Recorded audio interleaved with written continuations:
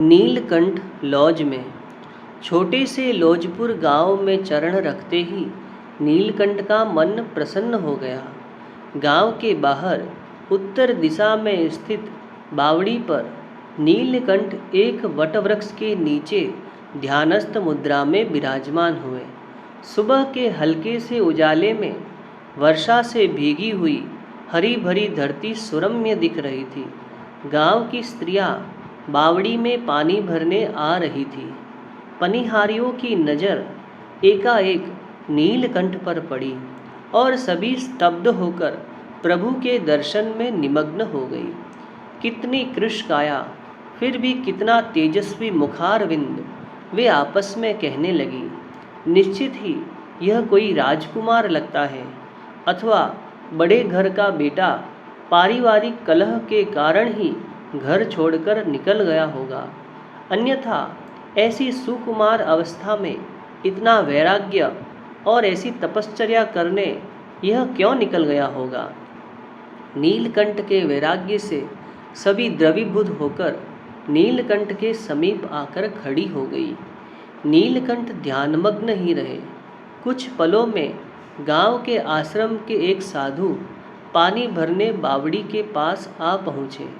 उनका मन भी नीलकंठ के प्रति आकृष्ट हो गया। वे प्रतीक्षा करने लगे कि बाल ब्रह्मचारी आंखें खोले तो उनके आशीर्वाद लेकर चलूं।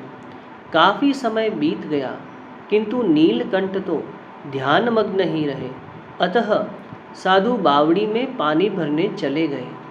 पानी लेकर वे पुनः नीलकंठ के समीप खड़े हो गए।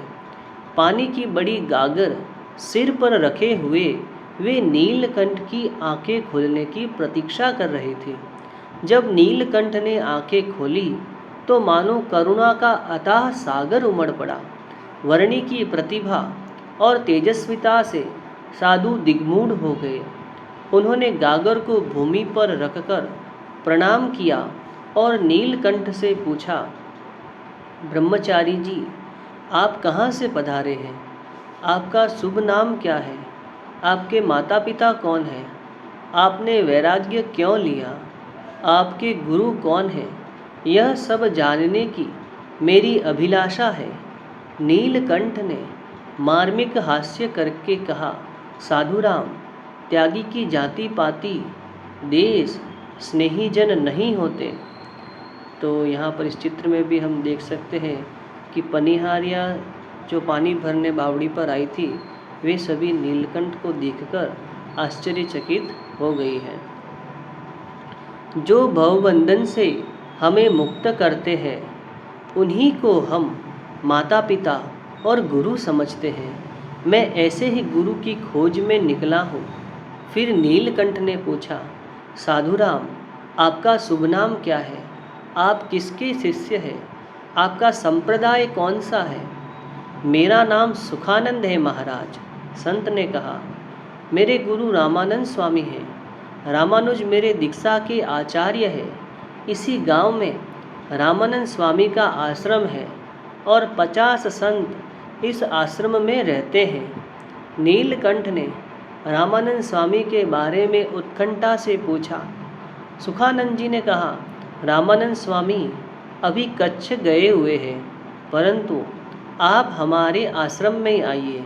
रामानंद स्वामी के मुख्य शिष्य मुक्तानंद स्वामी यहाँ विराजमान हैं। आपके समान विभूति का दर्शन आश्रम के सभी संतों को प्राप्त होगा। मुक्तानंद स्वामी भी अति प्रसन्न होंगे। नीलकंठ को सुखानंद जी की नम्रता और विवेक बड़े अच्छे लगे। फिर भी गांव में जाना उन्हें पसंद नहीं था। उन्होंने कहा, साधुराम, मैं गांव में अधिक नहीं जाता। सुखानंद जी ने पुनः कहा, प्रभु, आप नहीं आएंगे तो मेरे गुरु आपको लेने यहाँ आएंगे। नीलकंठ को ऐसा अविवेक पसंद नहीं था। वे आश्रम जाने के लिए सहमत हो गए। आश्रम में प्रवेश करते ही मुक्तानंद स्वामी का दर्शन हुआ। सुखानंद जी ने बड़े भावपूर्वक वर्णी का परिचय दिया। मुक्तानंद स्वामी वर्णी के दर्शन से अत्यंत अभिभूत थे। जब सुखानंद जी ने नीलकंठ के लिए आसन बिछाया। तब नीलकंठ ने कहा, साधुराम, सारी पृथ्वी ही मेरा आसन है। आसन बिछाकर इस देह का सम्मान क्यों करना चाहते हो? आश्रम के अन्य साधुओं को जैसे जैसे खबर मिलती गई, सभी मुक्तानंद स्वामी और वर्णी के पास आने लगे। हर कोई नीलकंठ की दिव्य प्रतिभा से आकर्षित हो रहे थे। वर्णी ने भी प्रेम पूर्वक पृथ्वी का स्पर्श करके सभी को नमस्कार किया और कहा, आश्रम को देखकर मेरे अंतर्मन में अत्यंत शांति हुई है। मैं जहाँ भी गया हूँ, मैंने अध्यात्म ज्ञान का सिद्धांत जानने हेतु 5 प्रश्न पूछे थे, परंतु कहीं भी शुद्ध ज्ञान की समझ नहीं देखी। यह सुनकर मुक्तानंद स्वामी ने कहा, योगीराज, आप जो भी प्रश्न पूछेंगे उसका उत्तर मैं अपने गुरु रामानंद स्वामी की कृपा तथा उनके दिए गए ज्ञान के आधार पर देने का प्रयास करूँगा। वर्णी ने नम्रतापूर्वक अपने 5 प्रश्नों को पूछा। स्वामी, जीव क्या है? ईश्वर क्या है? माया क्या है? ब्रह्म और परब्रह्म के स्वरूप कैसे है? मुक्तानंद स्वामी भी ये प्रश्न सुनकर विचारों की गहराई में खो गए। कुछ देर के बाद उन्होंने कहा, वर्णिराज, आपके प्रश्न अत्यंत गूढ़ है। इतनी सी आयु में आप इस तरह के प्रश्न पूछ सकते हैं, यही आपकी महानता है। इतना कहकर मुक्तानंद जी ने नम्रतापूर्वक सभी प्रश्नों के उत्तर दिए। नीलकंठ ने संतुष्ट होकर कहा, मैंने इन प्रश्नों के उत्तर अनेक संत सन्यासियों से प्राप्त करना चाहा था, परंतु सभी निष्फल गए थे। आपको गुरु रामानंद स्वामी की कृपा से ही यह ज्ञान प्राप्त हुआ है। अब उन्होंने निश्चय कर लिया कि इसी आश्रम में रुककर रामानंद स्वामी का दर्शन करना चाहिए, अथवा वे जहाँ भी हो वहाँ जाकर उनकी भेंट करनी चाहिए। परंतु मुक्तानंद स्वामी ने उनको आश्वासन दिया कि रामानंद स्वामी कुछ महीनों में यहाँ अवश्य पधारेंगे। नीलकंठ ने यह सुनकर इसी आश्रम में निवास करने का निश्चय कर लिया। इस प्रकार 7 वर्ष 1 माह और 11 दिन तक कठिन वन विचरण की आज समाप्ति हुई।